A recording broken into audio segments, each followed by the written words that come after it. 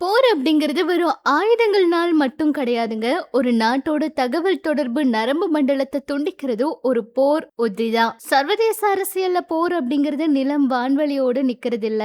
அது இப்ப டிஜிட்டல் யுகத்துல கடலுக்கடியிலும் ஊடுருவி இருக்கு. மத்திய கிழக்குல நிலவர போர் சூழல் குறிப்பா செங்கடல் பகுதியில இருக்க கடலடி தகவல் தொடர்பு கேபிள்களுக்கு ஏற்பட்டிருக்க அச்சுறுத்தல் இந்தியாவோட இணைய பாதுகாப்பு பொருளாதாரத்துல பெரும் தாக்கத்தை ஏற்படுத்தும்னு அஞ்சப்படுது. உலகத்தோட 95% அதிகமான சர்வதேச தரவு பரிமாற்றங்கள் கடலுக்கு அடியில பாதிக்கப்பட்டிருக்க ஃபைபர் ஆப்டிக் கேபிள் வழியா நடைபெறுது.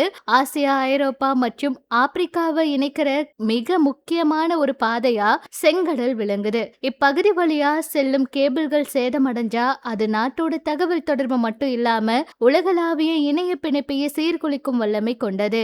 ஏமனோட கிளர்ச்சியாளர்கள் ஈரான் இஸ்ரேல் மோதல்ல ஈரானுக்கு ஆதரவா தங்களை களமிறக்கி இருக்காங்க.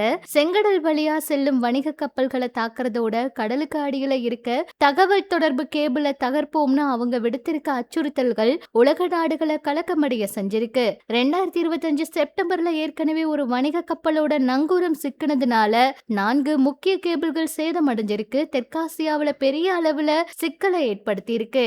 இந்தியா இப்ப ஒரு டிஜிட்டல் பொருளாதாரமா உருவெடுத்திருக்கு. இந்நிலையில செங்கடல் பகுதியில ஏற்படுற கேபிள் சேதங்கள் இந்தியாவை பாதிக்கும் அப்படின்னும் இந்தியாவோட யூபிஐ வங்கி சேவைகள் அனைத்தும் இணையத்தையே நம்பி இருக்கு. செயற்கை நுண்ணறிவு கிளவுட் சேவைகளோட பயன்பாடு இந்தியாவில் அதிகரிச்சு வருது. வெளிநாட்டு சர்வர்களோட இணைக்கப்பட்டிருக்க இந்த சேவை கேபிள் துண்டிக்கப்பட்டா செயலற்று போகும் அப்படின்னும் இந்தியாவோட அந்நிய செலவாணியில முக்கிய பங்கு வகிக்கிற ஐடி நிறுவனங்கள் அமெரிக்கா மற்றும் ஐரோப்பிய வாடிக்கையாளர்களோட தொடர்பு கொள்ள முடியாம போகும் சூழல் உருவாகலானும் மின்னஞ்சல் வீடியோ அழைப்புகள் முதல் ஆன்லைன் கல்வி மற்றும் மருத்துவம் வரை அனைத்துமே பாதிப்பு உள்ளாக்கும் அப்படிங்கிற மாதிரி சொல்றாங்க. போர் அப்படிங்கிறது வெறும் ஆயுதங்களினால் மட்டும் நடத்துறது இல்ல.